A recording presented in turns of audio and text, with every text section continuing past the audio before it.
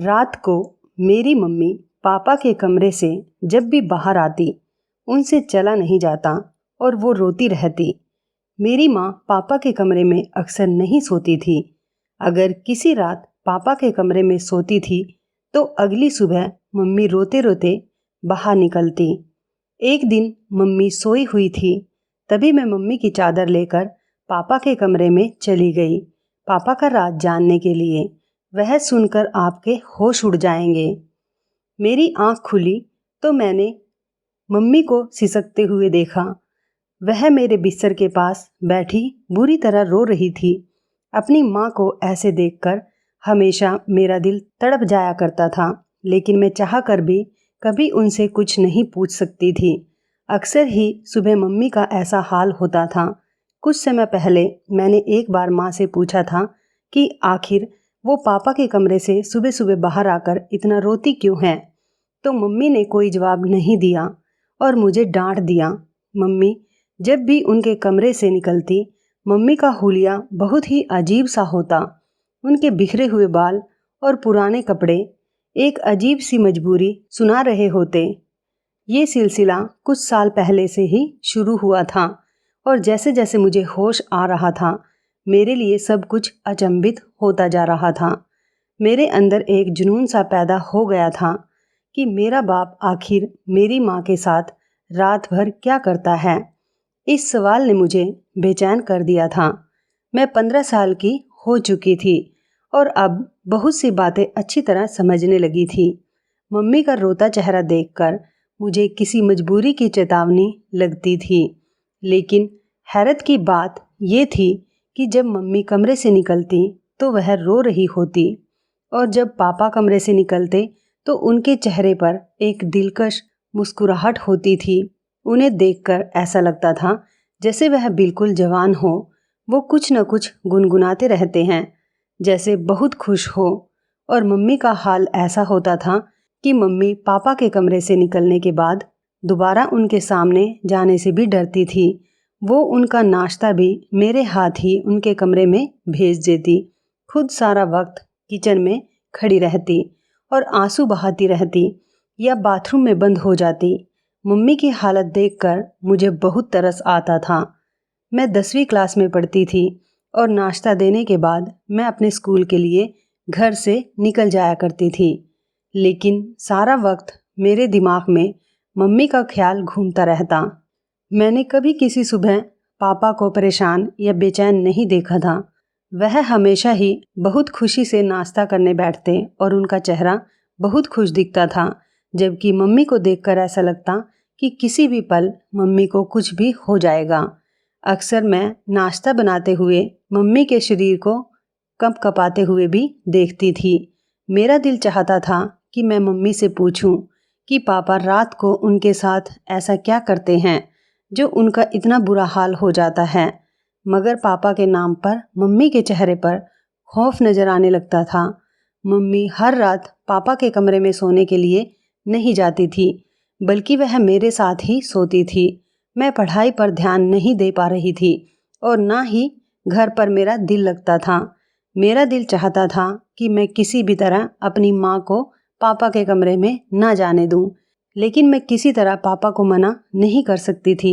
पापा तो मेरे सामने मम्मी के साथ बहुत ही मोहब्बत से पेश आते थे। घर के माहौल ने मुझे इस कदर परेशान किया था कि मैं छमाही इम्तिहान में बुरी तरह फेल हो गई। मैंने मम्मी पापा को रिजल्ट नहीं बताया, लेकिन मेरे दोस्त हैरान थे क्योंकि मैं पढ़ाई में बहुत अच्छी थी। वो बार बार मुझसे पूछने लगी कि मेरा ध्यान कहाँ रहता है। मैंने उससे मम्मी और पापा के बारे में बता दिया। तुम्हारे पापा अंग्रेजी फिल्में तो नहीं देखते?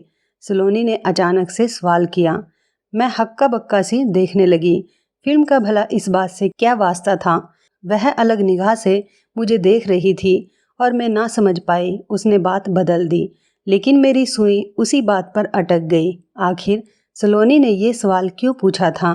मैं घर वापस आई तो मम्मी का चचेरा भाई आर्यन अंकल बैठे हुए थे। वो दोपहर को हमारे घर आते थे। मम्मी की बचपन से ही उनसे बहुत दोस्ती थी। मम्मी बताती थी कि वो दोनों बचपन में एक साथ रहते थे। फिर आर्यन अंकल दुबई चले गए और मम्मी की शादी पापा से हो गई। मम्मी की शादी को 17 साल हो चुके थे और मैं उनकी इकलौती बेटी थी। कुछ साल पहले शायद सब कुछ ठीक था या फिर मैं ही छोटी और नासमझ थी, लेकिन कुछ साल से मुझे अच्छी तरह मम्मी की हालत समझ आने लगी थी। मैं जान गई थी कि मेरा बाप अच्छा आदमी नहीं है, वह मेरी माँ की तकलीफ़ की वजह है और इसी बात ने मेरे दिल में अपने बाप के लिए दुश्मनी पैदा कर दी थी। आर्यन अंकल से हमारी मम्मी की बहुत अच्छी दोस्ती थी। वो साल भर पहले ही इंडिया वापस आए थे और मम्मी से मिलने के लिए अक्सर आते थे, लेकिन मम्मी को उनका आना अच्छा नहीं लगता था। आर्यन अंकल के जाने के बाद मम्मी अक्सर मुझे कहती थी कि अगर तुम्हारे पापा को पता चला कि आर्यन मिलने रोज आता है तो बहुत बुरा होगा। मैं माँ को दिलासा देती कि पापा को कैसे पता चलेगा, पापा सुबह काम पर जाते हैं, रात को ही घर आते हैं। मुझे तो आर्यन अंकल बहुत अच्छे लगते थे। वो हमेशा आते हैं और मम्मी का मूड अच्छा करके जाते हैं। मेरे लिए भी बहुत से सामान लेकर आते हैं। पापा की आमदनी इतनी कम थी कि गुजर बसर भी मुश्किल से होता था। मम्मी ना जाने कैसे पापा जैसे जालिम इंसान के साथ जिंदगी गुजार रही थी। रात में मैंने अपना और मम्मी का बिस्तर लगाया और मम्मी के साथ आंखें बंद करके लेट गई। थोड़ी देर में पापा मेरे कमरे में आए। मम्मी मेरे साथ ही सोने के लिए लेटी हुई थी। पापा ने उन्हें साथ चलने को कहा तो मम्मी ने दबी दबी आवाज़ में इनकार किया। मैंने आंखें नहीं खोली थी। मैं सुनना चाहती थी कि पापा मम्मी से क्या कहते हैं। चल ना कृतिका, मैं तुझे बिल्कुल तंग नहीं करूँगा, वादा। पापा की आवाज़ मेरे कानों में पड़ी, जिसमें मोहब्बत की मिठास थी। मुझे नहीं जाना तुम्हारे साथ, तुम हमेशा ऐसे ही कहते हो। मम्मी ने एक बार फिर इनकार किया। तुम्हें सोचना चाहिए, अब हमारी बेटी जवान है। वो 100 सवाल करने लगी है, लेकिन तुम्हें इस बात से कोई फ़र्क नहीं पड़ता। मम्मी ने धीमे लहजे में पापा को जवाब दिया। पापा ने ज़बरदस्ती मम्मी को हाथ पकड़कर उठाया और अपने साथ लेकर चले गए। मुझे अजीब सी घबराहट होने लगी थी। पापा मम्मी के साथ ना जाने क्या करते थे और सलोनी की अंग्रेजी फिल्म वाली बात भी मेरे दिमाग में अटक गई थी। 2 घंटे गुजर गए थे, लेकिन मम्मी वापस नहीं आई। मैं पानी पीने के लिए कमरे से निकलकर रसोई में गई। मम्मी थोड़ी देर में मेरे पीछे चली आई। मैंने एक गहरी निगाह मम्मी पर डाली। उनके बाल बिखरे हुए थे और कमीज कंधों की जगह से फटी हुई थी। इस बात ने मुझे बहुत चौंकाया। मम्मी को मेरी नज़रों का एहसास हो गया था। वो जल्दी से दुपट्टे को अच्छी तरह से लपेटने लगी। मेरे सामने ही मम्मी ने सुबह सही कपड़े पहने थे, लेकिन फिर अचानक ही मम्मी की कमीज कैसे फट गई। मम्मी मुझसे पूछ रही थी कि मैं इतनी रात को क्यों जाग रही हूँ। मैंने झूठा बहाना बनाया कि मैं अभी उठकर पानी पीने आई थी। मम्मी मेरे साथ वापस मेरे कमरे में आ गई। मैंने सोने के लिए आंखें बंद कर ली, लेकिन मुझे मम्मी की सिसकियों की आवाज़ सुनाई दे रही थी।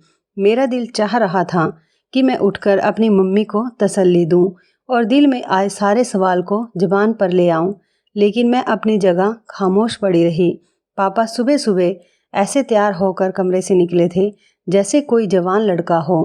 पापा की आमदनी कम थी, लेकिन पापा हमेशा खुश रहते, मुस्कुराते रहते। काम पर हमेशा ऐसे तैयार होकर जाते जैसे सेठ आदमी हो। मैंने उल्टी निगाह अपने बाप पर डाली, जिससे मुझे आज भी नफरत महसूस हो रही थी। पापा के आगे नाश्ता रखकर मैं स्कूल चली गई। सारा दिन स्कूल में भी मेरा दिमाग मम्मी के फटे हुए कपड़ों की तरफ था। स्कूल से वापसी पर मुझे आर्यन अंकल मिल गए। मुझे देखते ही उन्होंने मुझे अपनी गाड़ी में बैठा लिया। मैं बिना सोचे समझे उनकी गाड़ी में बैठ गई। आर्यन अंकल ने गौर से मेरी तरफ देखा और कहने लगे कि मुझे बताओ, तुम्हें क्या परेशानी है? तुम इतनी खोई खोई सी क्यों रहती हो? मैं इस कदर जज्बाती हो चुकी थी कि मैंने आर्यन अंकल को सारी बात कह दी। मेरी बात सुनकर आर्यन अंकल कहने लगे कि तुम्हें अंदाज़ा भी है कि तुम्हारा बाप अच्छा आदमी नहीं है। तुम अपनी माँ को अपने बाप से आज़ादी क्यों नहीं दिलवा देती? कब तक तुम दोनों उनके जुल्मों की चक्की में पिसते रहोगे? आर्यन अंकल ने बहुत ही फिक्रमंदी से मुझे एडवाइस दी, जिसे सुनकर मेरे होश उड़ गए। मैं पापा को छोड़ने के बारे में सोच भी नहीं सकती थी। पापा ने मेरे साथ कभी ऊंची आवाज़ में बात तक नहीं की थी। फिर मैं पापा को जालिम कैसे कहती?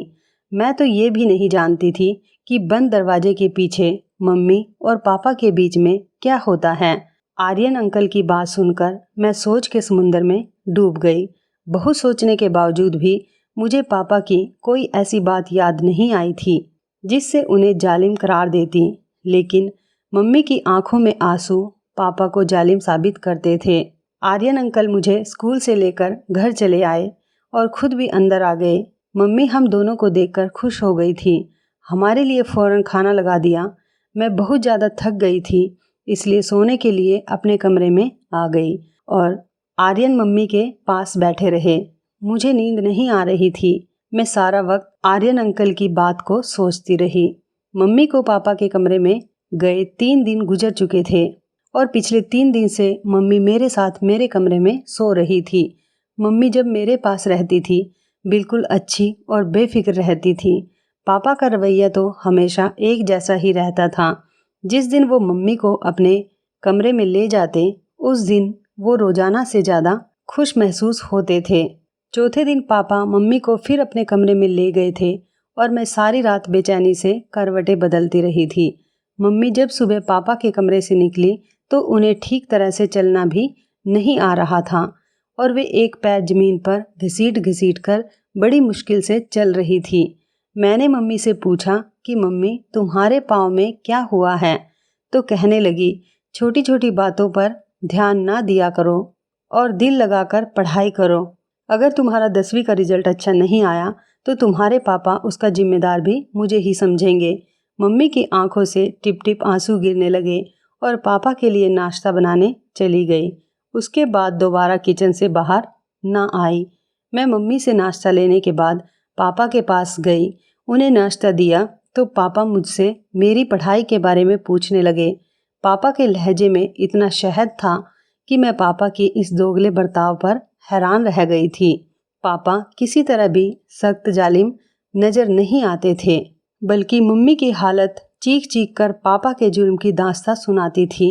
मैं पापा को नाश्ता देने गई तो पापा मुझसे मेरी पढ़ाई के बारे में पूछने लगे। मैंने पापा से कहा कि मुझे मम्मी के बगैर नींद नहीं आती और वो मम्मी को रात को अपने कमरे में ना बुलाया करे। मेरी बात सुनकर पापा मुस्कुराने लगे, कहने लगे, मैं तो कभी कभी तुम्हारी माँ को अपने पास बुलाता हूँ। मेरा भी तुम्हारी माँ पर हक है और मैं उससे बहुत मोहब्बत करता हूँ। पापा की बात सुनकर मेरा खून खोल उठा था, क्योंकि उनकी मोहब्बत के नज़ारे मैं आए दिन देखा करती थी, लेकिन पापा से कुछ बोलने के बारे में मैं सोच भी नहीं सकती थी। इसलिए खामोशी से स्कूल के लिए चली गई। स्कूल में टीचर पढ़ाते हुए हमें समझा रही थी कि कभी भी पूरा सच जाने बगैर कोई फैसला नहीं करना चाहिए। आधा सच हमेशा बहुत खतरनाक होता है, जो इंसान को बर्बाद करके रख देता है। टीचर की बात ने मेरे दिमाग की एक और खिड़की खोल दी थी। मैंने सोच लिया कि पापा का पूरा सच जानकर रहूंगी और फिर अपनी माँ को पापा से आज़ादी दिलवा दूंगी। आर्यन अंकल ने मुझसे वादा किया था कि वह हर वक्त मेरी मदद करने को तैयार रहेंगे। मेरी माँ बिल्कुल मेरे जैसी थी। मैं उम्र में 15 साल की थी, लेकिन नाक नक्श से मैं बिल्कुल अपनी माँ की तरह थी।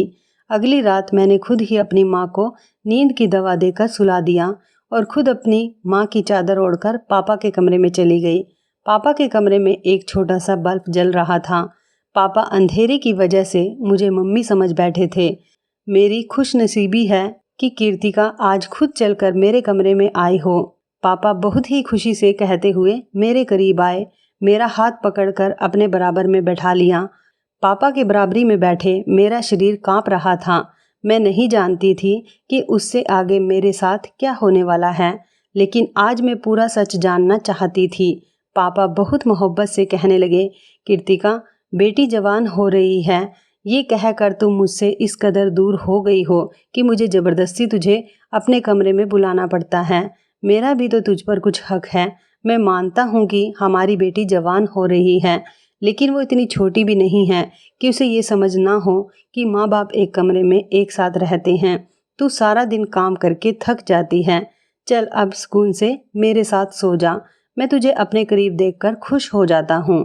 पापा को अंधेरे की वजह से मेरा चेहरा नज़र नहीं आ रहा था और पापा ने खुद ही मुझे अपने तकिए पर लेटा दिया। वे बहुत धीरे धीरे मेरे कान के करीब होकर बातें करने लगे। वे कह रहे थे कि अपनी आमदनी का कुछ हिस्सा उन्होंने जमा कर लिया है, जिससे वह मेरी शादी करेंगे। उसके बाद जो कुछ पापा ने कहा वो सुनकर मेरे होश उड़ गए। वे कह रहे थे, मैं जानता हूँ कि आर्यन ने एक बार फिर हमारे घर का रास्ता देख लिया है, लेकिन कीर्तिका, मैं तुझे बता दूं कि वो इंसान ठीक नहीं है और ना ही उसकी नीयत अच्छी है। पहले भी एक बार वो तुझे बर्बाद करने की कोशिश कर चुका है और अब तो हमारे घर जवान बेटी भी है, इसलिए तो एहतियात का दामन थाम के रखना।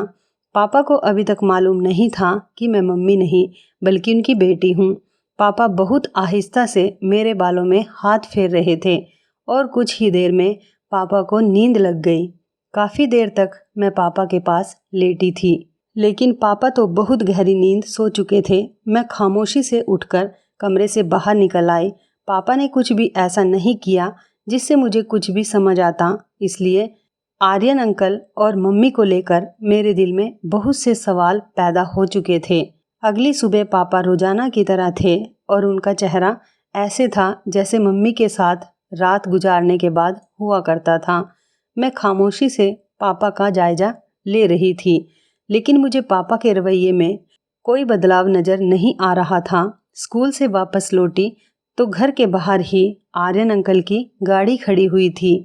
मैं हमेशा दूर से नमस्ते कर घर आती थी, लेकिन आज मैं चोरों की तरह दबे पांव घर में घुस गई। मम्मी और आर्यन अंकल मेरे कमरे में एक साथ बैठे बातें कर रहे थे। उन्हें मेरी मौजूदगी का एहसास नहीं था। जो कुछ मैंने अपने कानों से सुना वह सुनकर मेरे होश उड़ गए। मैं सोच भी नहीं सकती थी कि वो सच जिसे जानने के लिए मैं बेताब थी वो इस कदर भयानक है। मम्मी आर्यन अंकल से हंसकर कह रही थी कि मैंने अपनी गुड़िया के दिल में उसके पापा के खिलाफ पूरी तरह नफरत का बीज बोया है और अब वो दिन दूर नहीं जब मेरी बेटी अपने बाप के खिलाफ खड़ी हो जाएगी। वो बुढ़ा जबरदस्ती मुझे अपने साथ इस रिश्ते में बांध कर रखे हुए हैं, लेकिन अब मैं आज़ादी चाहती हूँ। वह मुझे कमरे में लेकर जाता है और मुझसे बात करते करते ही सो जाता है, लेकिन जैसे ही मैं बाहर निकलती हूँ तो अपना हुलिया खुद ही खराब कर लेती हूँ।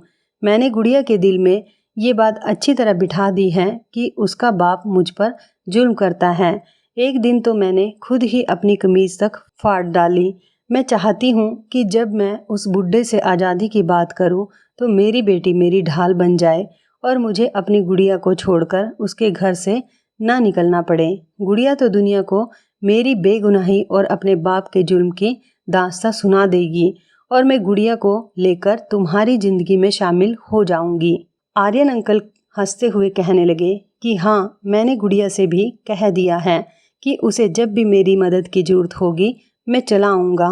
मम्मी आर्यन अंकल से कहने लगी कि पहले की तरह तुम मेरे साथ बेवफाई ना करना। एक बार पहले भी तुम मुझे बीच रास्ते में छोड़कर चले गए थे।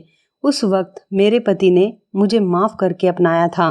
आर्यन अंकल मेरी माँ के हाथ पकड़कर कहने लगे कि मैंने बहुत मजबूरी में तुम्हारा हाथ छोड़ा था, क्योंकि मेरे घर वाले इस बात के बिल्कुल खिलाफ थे कि मैं एक शादीशुदा औरत से रिश्ता रखूं। लेकिन अब मुझे रोकने वाला कोई नहीं है। मैं पूरे दिल से तुम्हें और तुम्हारी बेटी को अपनाऊंगा। बस गुड़िया को किसी भी तरह ये सच पता ना चले कि उसका बाप जालिम नहीं बल्कि हम उसे जालिम साबित करना चाहते हैं। गुड़िया ही है जो हम दोनों को एक करवा सकती है। मम्मी और आर्यन अंकल को यकीन हो गया कि सब कुछ वैसा ही होगा जैसे उन दोनों ने सोच रखा है। वो दोनों हंसते हंसते थक चुके थे और मेरे कदमों तले जमीन निकल गई थी। मेरी माँ सिर्फ मुझे ही नहीं बल्कि मेरे पापा को भी पूरी तरह धोखा दे रही थी और वह मेरे पापा के घर में बैठकर एक दूसरे आदमी के साथ मिलती थी और नए रिश्ते की बातें कर रही थी। मुझे पापा की बात याद आ गई कि आर्यन ने पहले भी हमारा घर उजाड़ने की कोशिश की थी। मैं बहुत कुछ जांच गई थी, इसलिए कमरे के अंदर दाखिल हो गई। मुझे देखकर मम्मी और आर्यन अंकल चौंक उठे, लेकिन थोड़ी देर में उन्होंने अपने आप पर काबू पा लिया। आर्यन अंकल ने मेरी तरफ चॉकलेट बढ़ाई। मैंने चॉकलेट पकड़ने के बजाय मम्मी की शक्ल देखी और सख्त लहजे में मम्मी से पूछा कि आपको मुझे बताना पड़ेगा कि आखिर आपको पापा से क्या मसला है। मम्मी जान चुकी थी कि उनके झूठ का पोल खुल चुका है, इसलिए बिना झिझके मम्मी ने मुझे सारा सच बता दिया। मम्मी शादी से पहले अंकल से प्यार करती थी, लेकिन आर्यन अंकल उनसे शादी करने के बजाय दुबई जाकर नौकरी करने लगे और मम्मी की मोहब्बत को छोड़कर अपना करियर चुन लिया। बचपन की मोहब्बत ने अपना रंग कच्चा ना होने दिया और मम्मी के दिल में आर्यन अंकल की मोहब्बत का रंग बसा रहा। मम्मी के घर वालों ने मम्मी के लिए पापा को पसंद कर लिया। मम्मी जवान और खूबसूरत थी, जबकि पापा उम्र में 10 साल बड़े थे और पापा सांवले शक्ल सूरत के मालिक थे, जबकि आर्यन अंकल हैंडसम थे। मम्मी के लिए पापा का रिश्ता घर वालों की मर्जी से था और मम्मी ने अपने घर वालों की ज़बरदस्ती पर पापा से शादी तो कर ली, लेकिन वो कभी पापा को दिल से अपना नहीं पाई थी। ज़बरदस्ती का ये रिश्ता मम्मी के लिए किसी बोझ की तरह था, लेकिन मम्मी इस रिश्ते को किसी तरह चला रही थी कि तभी शादी के 1 साल बाद ही मैं माँ की गोद में आ गई थी। मम्मी की शादी के 8 साल बाद आर्यन अंकल दुबई से कुछ दिन के लिए वापस आए, तो उनके दिल में मम्मी को देखकर एक बार फिर से जज्बात जाग उठे। मम्मी भी बचपन की मोहब्बत और अपने जज्बात के हाथों मजबूर होकर आर्यन अंकल से चुपके चुपके मुलाकातें करने लगी। लेकिन कुछ ही दिनों में ये बात माँ की बड़ी मम्मी को पता चल गई और उन्होंने सारे खानदान में मेरी माँ की इज्जत को उछालना शुरू कर दिया। पापा माँ से सच्ची मोहब्बत करते थे, इसलिए उन्होंने मम्मी को बदनामी से बचा लिया और सारी बातों को झूठा साबित कर दिया। जब पापा ने मम्मी का साथ दिया तो सारा खानदान अपने आप ही खामोश हो गया। बड़ी मम्मी के हाथ मेरी माँ तो ना आ सकी, लेकिन उन्होंने आर्यन अंकल पर सख्ती की और उन्हें ज़बरदस्ती वापस भेज दिया। मोहब्बत का जोश जंग की तरह बैठ गया था। उसे 1 साल पहले आर्यन अंकल ने दोबारा जिंदा कर दिया। अंकल हमेशा के लिए इंडिया आ गए थे और एक बार फिर वो मम्मी के पीछे दीवाने हो गए थे। मम्मी को तो पहले ही दिल से पापा पसंद नहीं थे, हमारे हालात भी कुछ खास नहीं थे, जबकि आर्यन अंकल के पास दुबई का पैसा था और मम्मी के लिए पापा को छोड़ना कुछ मुश्किल नहीं था। लेकिन दिक्कत यह थी कि पापा मुझसे भी बहुत प्यार करते थे और मम्मी भी मेरे बगैर नहीं रह सकती थी। इसलिए मम्मी ने जानबूझकर ये सारा खेल रचाया और मेरी नज़रों में पापा को गलत साबित कर दिया। मम्मी हमदर्दी बटोरकर मुझे अपने साथ ले जाना चाहती थी, इसलिए मेरे सामने पापा को जालिम साबित किया और खुद मुलाजिम बनकर रहने लगी। मैं इतने साल से ये सोच रही थी कि पापा तो कभी ऊंची आवाज़ में हमसे बात तक नहीं करते, फिर वो बंद कमरे में माँ पर जुल्म कैसे कर सकते हैं। मैंने माँ से साफ साफ कह दिया कि अगर आपको उसके घर जाना है तो आप जा सकती हैं, लेकिन मैं अपने भोले भाले और वफादार पापा को नहीं छोड़ सकती। आर्यन अंकल जो पहले ही मम्मी को 2 बार छोड़ चुके थे, मम्मी उनसे ना जाने कैसी तीसरी बार उम्मीद लगाकर बैठी थी। मुझे आर्यन अंकल की आंखों में आज पहली बार अपने लिए सिर्फ और सिर्फ ख्वाहिश दिखाई दी थी और मैं जान गई थी कि उस ख्वाहिश को पूरा करने के बाद मम्मी उनके किसी काम की नहीं। मम्मी ने मुझे आगे के सुहाने सपने दिखाकर इस बात के लिए मजबूर किया कि मैं उनके साथ चल पड़ूं और पापा को छोड़ दूं, लेकिन मेरे लिए मेरे पापा को छोड़ना इतना आसान नहीं था और मेरे लिए मेरे पापा ही सब कुछ थे। अगर मेरे सामने सारा सच ना आता तो शायद मैं कुछ गलत फैसला कर बैठती, लेकिन भगवान का शुक्र है कि मैंने अपनी आंखों से सब कुछ देखा था और कानों से सुना था। लेकिन मम्मी अंकल के साथ जाने के लिए राजी थी। लेकिन जब आर्यन अंकल ने देखा कि मैं किसी तरह उनके काबू में नहीं आऊंगी और ना ही मम्मी के साथ चलूंगी, तो एक बार फिर मम्मी से अपनी राह जुदा करके मम्मी को छोड़ गए थे। मम्मी को पता चला था कि आर्यन अंकल मम्मी के लिए नहीं बल्कि मेरे लिए हमारे घर के चक्कर काट रहे थे। वो बहुत ही चालाक और मक्कार इंसान थे। उन्होंने मेरी माँ की मोहब्बत को पूरी तरह अपने फ़ायदे के लिए इस्तेमाल करने का सोचा था। मम्मी को अब एहसास हुआ कि जज्बात की धारा में बहकर वो कितना बड़ा नुकसान करने जा रही थी।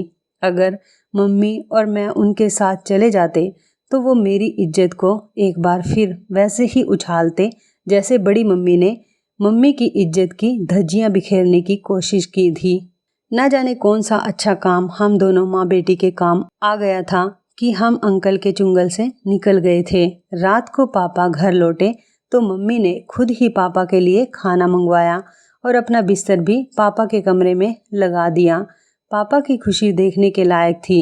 पापा सच में मम्मी से बहुत मोहब्बत करते थे और ये उनकी मोहब्बत ही थी जो वो मम्मी की गलतियों को आज तक नज़रअंदाज करते आए थे। इतने सालों में पहली बार मम्मी को अपनी गलतियों का एहसास हुआ था और उन्होंने पापा को दिल से अपनाया था। अगली सुबह पापा और मम्मी हंसते मुस्कुराते कमरे से बाहर निकले थे और मेरे दिल को एक ठंडक का एहसास हुआ था। कभी कभी हम प्यार के नाम पर ऐसा धोखा खाते हैं कि किसी को मुंह दिखाने के लायक नहीं रहते। असल मोहब्बत तो विवाह के बाद ही होती है, जिसमें इंसान एक दूसरे का ढाल बनकर एक दूसरे के ऐब ढक लेता है। तो इस कहानी के बारे में आपकी क्या राय है, कमेंट करके ज़रूर बताइएगा। दोस्तों, आपको हमारी ये मज़ेदार कहानी रात को मेरी मम्मी पापा के कमरे से जब भी कैसी लगी, आप हमें कमेंट बॉक्स में ज़रूर बताएं।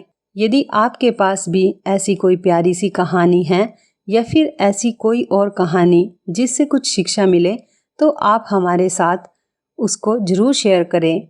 दोस्तों, यदि आपको हमारी ये वीडियो अच्छी लगे तो आप हमारी इस वीडियो को लाइक शेयर ज़रूर करें और ऐसी ही दिल को छू लेने वाली प्रेरणादायक कहानियाँ सुनने के लिए हमारे चैनल को भी सब्सक्राइब करें। और यदि आप हमें फेसबुक पर देख रहे हैं तो आप हमारे फेसबुक पेज को लाइक और फॉलो ज़रूर करें। तो दोस्तों, फिर मिलते हैं ऐसी ही ज़बरदस्त कहानी या टिप्स के साथ नई वीडियो में। तब तक के लिए आप सभी का धन्यवाद। आप सभी अपना ख्याल रखना। आपका दिन शुभ व मंगलमय हो।